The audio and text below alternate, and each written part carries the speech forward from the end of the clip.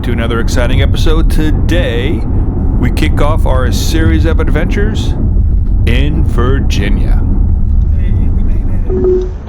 Luann did an excellent job setting things up for us, as you will see in the coming weeks, including getting us this fantastic motel that was centrally located for our future adventures in the Chesapeake, Virginia area. It had a really spacious community area with a convenient elevator, a little business area, complete with printer and places to sit down and relax. It did have a nice little gym as well, but I didn't get a video of that. They even had a little ATM for your convenience, and a rehydration area which had water, coffees, hot water for hot chocolate, teas, and whatnot. A fairly spacious continental breakfast area, and the manager for the breakfast area, Wendy, was fantastic.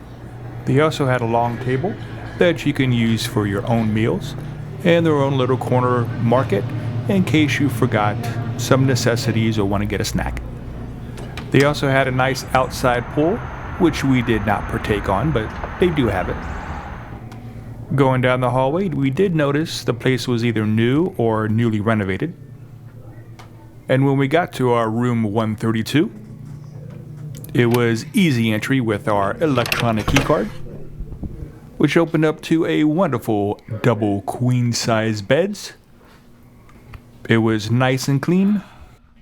Had a TV, desk area for all of our equipments, as well as a small microwave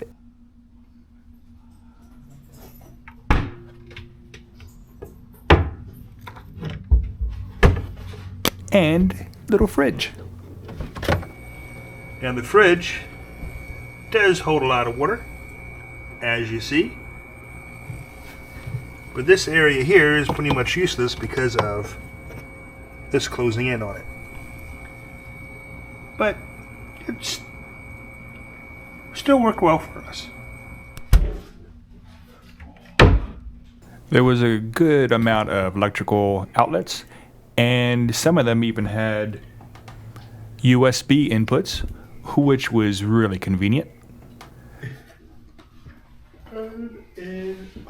They even had little night lights attached to the bed.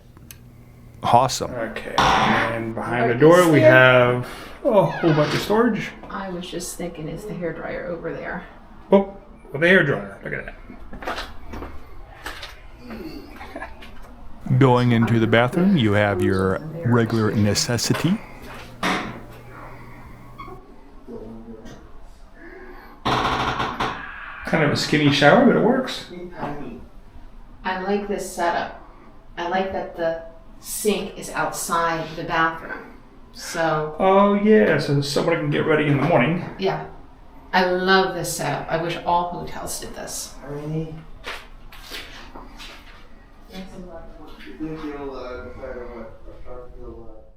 Since our check-in was so efficient, we had a whole lot of time for the rest of the day, so we went to Portsmouth Boardwalk. Oh, and a shout out real quick to Coke, who was the front desk manager for the hotel.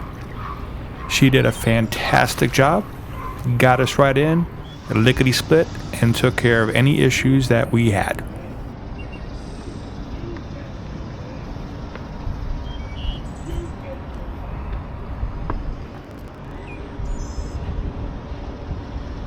This boardwalk experience is about a 1.3 mile out and back trail near Portsmouth, Virginia. Now, generally considered an easy route, it takes an average of about a half hour to complete. Now, this is a popular trail for running and walking, but you can still enjoy some solitude during, quieter hours of the day. Since we were there late afternoon and a little bit off season, it was pretty nice there for us and not very crowded at all. According to the locals, the best time to visit the trail is between June and August. Now, dogs are welcome, but they must be on a leash. I guess you would consider this a scenic and relaxing walk along the waterfront. Now, from the walkway, ferries, barges, and tugboats can often be spotted traveling up and down the river. Now, along the trail, you'll encounter some interesting waysides, like a huge frenzel lens, a historic lightship, and some other historical information panels. As far as accessibility, the trail is likely accessible for visitors using wheelchairs, mobility equipment, and strollers. There are a number of accessible parking spots. I think there was about 8 of them in the parking lot, right next to the walkway. The trail surface is paved, concrete, brick, a little bit of boardwalk as you saw at the beginning. It's approximately 10 feet wide, and the grade is pretty darn flat.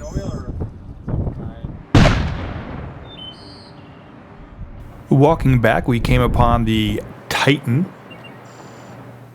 which is a floating dry dock and is the biggest dry dock in Virginia. It was made by BAE Systems. It is approximately 950 feet long and capable of lifting more than 52,000 tons. Other than that, I don't know too much more about it, except that it is very impressive. Continuing on, we noticed that starting around the first order frenzel lens, there is something called the Path of History. So we decided to take that path. But you do have to be patient. You have to walk past the Ocean Yacht Marina. You come to a little walking bridge. You just pass over that. And just on the other side of the property of the Harbor Center Pavilion is where you make a left and go back a very small trail. But Elias and I decided we wanted to check something else out first, so we just kept walking until we came to the Welcome to Portsmouth sign. And behind it, you will see the remnants of the Railroad Museum of Virginia, which is no longer open, but you can see a couple trains and cars in there. Specifically, you'll see a 1910 era steam locomotive, 2 walk-through gallery mail cars, a dining car, antique Norfolk Southern caboose, and a depot-style platform that, Norfolk and Western, number 1134, is parked. Now, it's also known as the Lost Engine of Roanoke. But quickly go into the back of the train, get you back to the Path of History. Just cross the street, go to the right, and keep walking. And you will shortly come upon some really good displays depicting the military history of Portsmouth, Virginia.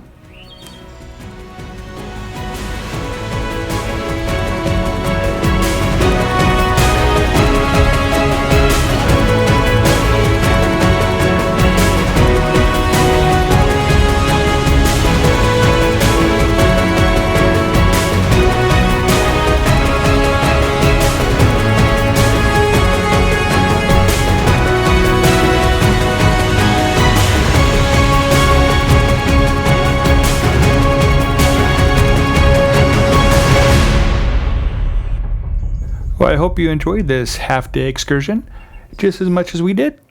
And we look forward to see you back very soon for some awesome adventures we have planned here in Virginia. Until then, have a great day.